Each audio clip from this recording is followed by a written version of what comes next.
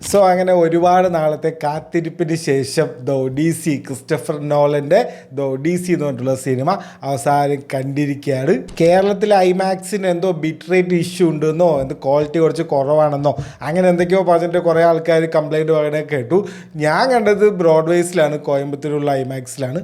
അവിടെ ഒരു കുഴപ്പവും ഞാൻ കണ്ടില്ല. ഞാൻ ഇതുവരെ കണ്ടതിൽ വെച്ച് ഏറ്റവും നല്ലൊരു ഐമാക്സ് എക്സ്പീരിയൻസ് തന്നെയായിരുന്നു എനിക്ക് ഇത് കണ്ടപ്പോൾ. പിന്നെ നമ്മളൊരു നോക്കേണ്ട കാര്യം, ക്രിസ്റ്റഫർ നോളൻ എപ്പോഴും ഇങ്ങനെയാണ്. അതായത് പുള്ളിയുടേതായിട്ടുള്ള രീതിയിലാണ് എല്ലാ സിനിമയും എടുക്കുക. അതിപ്പോൾ നമ്മുടെ ബാറ്റ്മാൻ്റെ ഡാർക്ക് നൈറ്റ് ആയാലും ഈ ഡാർക്ക് നൈറ്റ് യൂണിവേഴ്സ് എന്തുകൊണ്ട് അവർക്ക് കണ്ടിന്യൂ ചെയ്യാൻ പറ്റിയില്ല?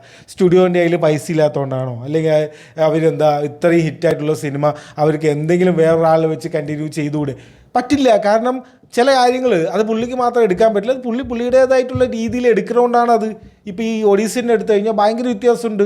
ഒറിജിനൽ ടെക്സ്റ്റും അല്ലെങ്കിൽ ഒറിജിനൽ ഈ ഹോമറിൻ്റെ ഒഡീസിയുമായിട്ട് ഇതിൽ ഒരുപാട് മാറ്റങ്ങളുണ്ട്. പ്രത്യേകിച്ച് എൻഡിങ്ങിൽ തന്നെ ഒരു ഹാപ്പി എൻഡിങ് ആണ് ഒറിജിനലിൽ. അതായത് ഇത്തക്ക എന്ന് പറഞ്ഞിട്ടുള്ള സ്ഥലത്തേക്ക് ഒഡീസിയസ് വരികയാണ്, പിന്നീട് അവിടെ നിന്ന് രാജാവായിട്ട് ഒഡീസിയസ് ഭരിക്കുകയാണ്. അങ്ങനെ ഒരു ഹാപ്പി എൻഡിങ് ആണ്. പക്ഷേ ഇവിടെ അങ്ങനെയെല്ലാം മാറ്റം വരുത്തി. എന്തുകൊണ്ടാണ് മാറ്റം വരുത്തിയത്? ആ ഒരു റിഫ്ലക്ഷൻ കാണിക്കാൻ വേണ്ടിയിട്ട്. അതായത് ഇത്രയും തെറ്റുകൾ ചെയ്തു, സിയൂസിൻ്റെ ലോ എല്ലാവരും ഫോളോ ചെയ്യണമെന്ന് പറഞ്ഞ് നടക്കുന്ന ആൾക്കാർ തന്നെ സിയൂസിൻ്റെ ലോ തെറ്റിച്ച ആ ഒരു സംഭവം ഉണ്ടല്ലോ, അത് കാണിക്കാൻ വേണ്ടിയിട്ട്, അല്ലെങ്കിൽ ആ ഒരു ഞാൻ ഇത്രയും തെറ്റ് ചെയ്തിട്ടുണ്ട്, അപ്പോൾ ഞാൻ ഇവിടെ ഇരിക്കേണ്ട കാര്യമില്ല, ഞാൻ എൻ്റെ ബാക്കിയുള്ള ഈ എൻ്റെ കൂടെ ഇരുന്ന ആൾക്കാരിനെയൊക്കെ മരിച്ചതിനെ അവരിനെ ഓണർ ചെയ്യാൻ വേണ്ടിയിട്ട് ഞാൻ പോവുകയാണ്, വെസ്റ്റ് നോക്കി പോവുകയാണെന്ന് പറഞ്ഞിട്ട് ഭാര്യയും കൂട്ടി പോവുകയാണ്.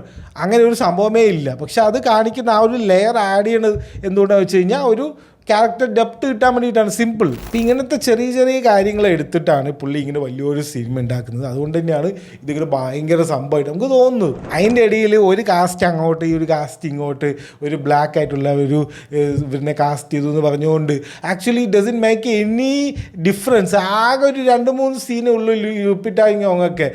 ആക്ച്വലി നോളൻ എന്തിനാ ഇങ്ങനെ ചെയ്തതെന്ന് വരെ ഞാൻ ഇടയ്ക്ക് ആലോചിച്ചു. കാരണം ആകെ 2-3 സീനേ ഉള്ളൂ, അതിന് ഇത്ര കോൺട്രവേഴ്ഷ്യൽ ആക്കേണ്ട ആവശ്യമുണ്ട്? അതിലിപ്പോൾ ആരെ കാസ്റ്റ് ചെയ്താലും doesn't even matter, that's it, അത്രേ ഉള്ളൂ അത്.